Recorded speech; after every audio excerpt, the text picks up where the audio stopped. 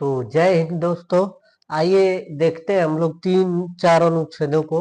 अनुच्छेद 70 में क्या है, अनुच्छेद 71 में क्या है, 72 में क्या है और नोट में लिखे अनुच्छेद 161 में क्या है।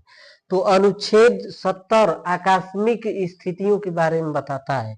जैसे कि हमारे देश में अनुच्छेद 70 का प्रयोग करते हुए एक बार ऐसा स्थिति बना था जब कार्यवाहक राष्ट्रपति के रूप में मोहम्मद हिदायतुल्लाह को बनाया गया था। तो अनुच्छेद 70 के तहत क्या कहा गया है, तो अनुच्छेद 70 के तहत कहा गया है कि जब राष्ट्रपति और उपराष्ट्रपति दोनों का पद रिक्त हो जाए किसी स्थिति के कारण, तो उस समय ये होता है कि जो मुख्य न्यायाधीश होते हैं वो भारत के कार्यवाहक राष्ट्रपति के रूप में कार्य करते हैं। तो बात 1969 की है। भारत के राष्ट्रपति हुआ करते थे जाकिर हुसैन, जो कि भारत के प्रथम मुस्लिम राष्ट्रपति थे। और इसी दौरान हुआ करते थे भारत के उपराष्ट्रपति बीबी गिरी। तो आकस्मिक रूप से डॉक्टर जाकिर हुसैन जी का राष्ट्रपति के पद पर रहते हुए निधन हो गया और उपराष्ट्रपति थे बीबी गिरी। और बीबी गिरी जी को चुनाव लड़के राष्ट्रपति का पद धारण करना था। तो बीबी गिरी जी ने उपराष्ट्रपति पद से इस्तीफा दे दिया और राष्ट्रपति साहब का भी मृत्यु हो गया। तो इस कारण से दोनों पद रिक्त हो गया। तो अचानक से दोनों पद जब रिक्त हुआ तो अनुच्छेद 70 का प्रयोग करते हुए उस समय क्या थे, मोहम्मद हिदायतुल्लाह मुख्य न्यायाधीश से सुप्रीम कोर्ट के, तो उन्होंने कार्यवाहक राष्ट्रपति के रूप में पदभार संभाला। तो इतना चीज आप समझे होंगे। अब देखिए अनुच्छेद 71 में क्या कहा गया है। तो अनुच्छेद 71 के तहत कहा गया है कि राष्ट्रपति और उपराष्ट्रपति का चुनाव जो होता है अनुपातिक प्रतिनिधित्व प्रणाली के तहत एकल संक्रमणीय मत के आधार पर होता है। तो इसके आधार पर जो चुनाव में विवाद होंगे तो उसका निपटारा सुप्रीम कोर्ट के द्वारा किया जाएगा। सुप्रीम कोर्ट के द्वारा किया जाएगा। देखिए एक बार और, अनुच्छेद 71 में कहा गया है कि राष्ट्रपति और उपराष्ट्रपति के चुनाव में जो भी विवाद होंगे वो सुप्रीम कोर्ट के द्वारा ही केवल निपटारा किया जाएगा उनका, क्योंकि सुप्रीम कोर्ट जो है हमारे इस भारत देश का सबसे बड़ा न्यायालय है, इसीलिए इसे सर्वोच्च न्यायालय भी कहते हैं। आगे पढ़ेंगे, सुप्रीम कोर्ट का चर्चा जो है 124 में किया गया है अनुच्छेद में। अब देखिए अनुच्छेद 72 में क्या है। अनुच्छेद 72 के तहत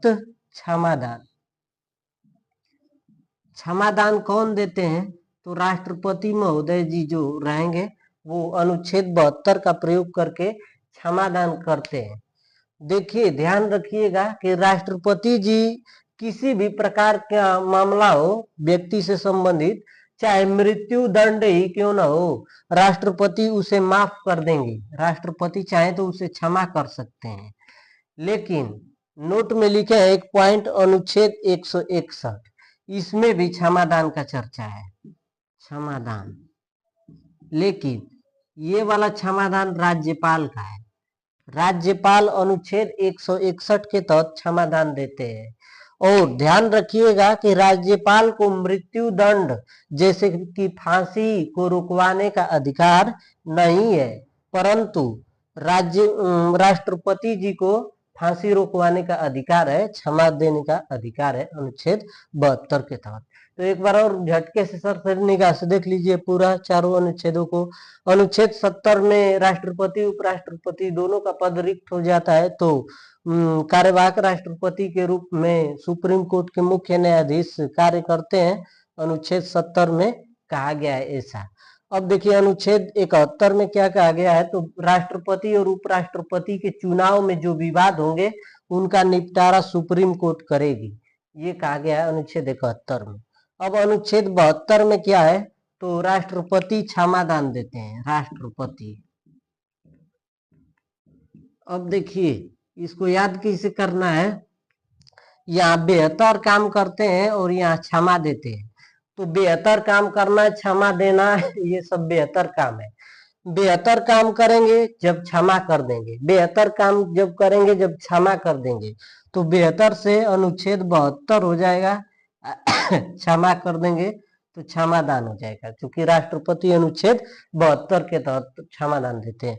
अब देखिए अनुच्छेद 61 में जो नोट पॉइंट किए हैं, ये चीज भी पूछा जाता है कई बार। तो अनुच्छेद 161 के तहत क्षमादान राज्यपाल करते हैं, राज्यपाल। तो इतना डाटा आप लोग याद रखिएगा।